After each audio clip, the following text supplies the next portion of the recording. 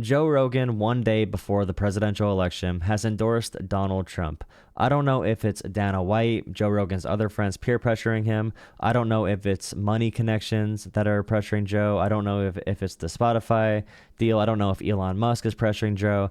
I know he's ranting about the polio vaccine being dangerous, the polio vaccine being a hoax, the polio vaccine actually causing more polio cases and being ineffective, which is like further anti-vax than I knew he was until I watched the Trump interview, because Joe Rogan said that the only point he didn't like about Trump was that Trump wasn't anti-vaccine enough. And that's wild, because throughout the years, and you're going to see in these clips, Joe Rogan has strongly came out against Donald Trump, said Trump is a danger to our country. And also, Joe Rogan used to be for progressivism and redistributing money and free college and taking care of immigrants and a bunch of other really good open-minded things, and Joe completely walked that back. Joe has always been a pretty gullible guy. He agrees with whoever's in front of him on most issues. So you can change his opinion. He could be a radical right-winger or a radical socialist depending on who is talking to him. At least that's what it used to be like. Now I feel like it took a couple conversations with Matt Walsh and Musk and a bunch of other bad actors. That's all it took to change Joe Rogan's brain. And now he is full, not even conspiracy theorist, because before it was a cute, fun thing, but now he fully believes like the polio vaccine is a bad thing. He believes the polio vaccine is a hoax. Joe Rogan is off.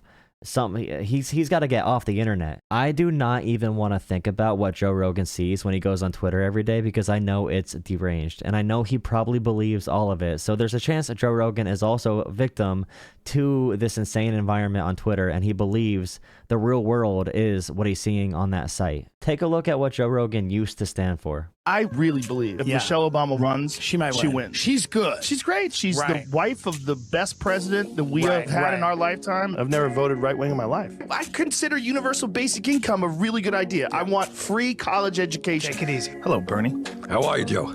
Wonderful. Pleasure to meet you. Nice to meet you. I like Tulsi and I like Bernie. That's it. Oh, yeah? Everybody else can eat shit. Look at you, fucking progressive. Yeah. I think I'll probably vote for Bernie. I think he's looking out for the interests of the working people. And I think he wants people to have a better life and do better. And I'm all for that. And if that means I have to pay more in tax, like people think, oh, you're a socialist. I've heard people say that. Oh, you're a fucking socialist, bro. Like, first of all, he's not even a socialist.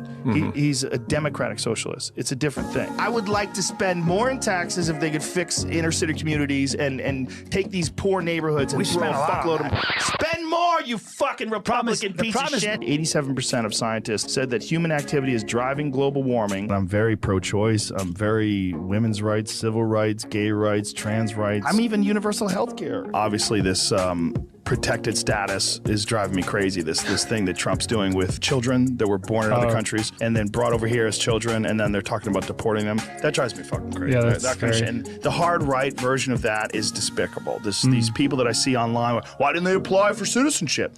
Oh, who knows? Maybe because they're fucking 13. I don't give a fuck if they broke the law. You don't take parents and kids and separate them. You just fucking don't. You know Alonzo? No, who's that? A funny comedian. Yeah. He goes, not all Donald Trump supporters are racist, but all racists are Donald Trump supporters. He definitely awakened that side. But the January 6th thing is important. See, it is important, but is it the 6 months later? Should be the ruling number one conversation of a journalist? I think it's really important. And one of the reasons why I think it's important, because it highlights the reasons why a guy like Donald Trump is so fucking dangerous, is because a guy can incite a bunch of morons to do something really fucking stupid. As far as trans people, some trans people listening to this, I got nothing but love for you. For everybody. And in fact, Eddie Izzard is one of my all-time favorite guests. Oh, I love Izzard. The right-wing thing is just an easy way to dismiss me, because I'm not right-wing. I can't recommend your book, Race Matters, enough. I know that edit's kind of cringe, but Joe Rogan went from talking about how it's inhumane to separate parents from their kids through immigration, and how we should be taxing people a little bit more to provide services for working people, protecting trans people, being pro-gay, talking about race in a real way, about systemic racism. So Joe was talking about all these things, defending Bernie Sanders. When someone called him a socialist, he said, no, he's a democratic socialist. It's different. Talking about being a progressive, all that kind of stuff. You don't go from having core values like that or principles to where he is now. And Tulsi Gabbard did the same thing. And you could see Joe Rogan said he was a big Tulsi fan. So there may be a correlation with populism, where if you don't have real principles or values about the world, you can agree with some good policies every now and then, but it doesn't really matter because you can switch really quick. And who your friends are matters a lot. The media you're consuming matters a lot. So if Joe Rogan's only hanging around the MMA crowd and UFC, and Donald Trump was an early investor, and they all have business ties with each other and with Saudi Arabia, for example, and he's talking with only these people, of course, and Elon Musk, of course, Joe Rogan is going to shift his opinions. But I'm surprised that he's going this insane, especially with the polio vaccine comments. He's in a complete world of nonsense, and I hope someday he wakes up out of it. But he sounds like someone that's in a cult right now. And I've seen these signs for a while now, so I haven't listened to him for forever.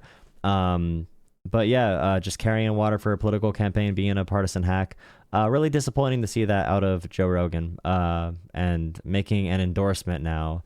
Going from caring about all those issues, especially the immigration and being humane in general, going from that to endorsing Donald Trump now, after saying for so long, like now's the time you endorse Trump.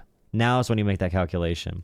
Very weird, very interesting, but there's definitely many different influences at play. And Joe Rogan has always been a useful, I don't want to say useful idiot, but he's a very useful, gullible guy.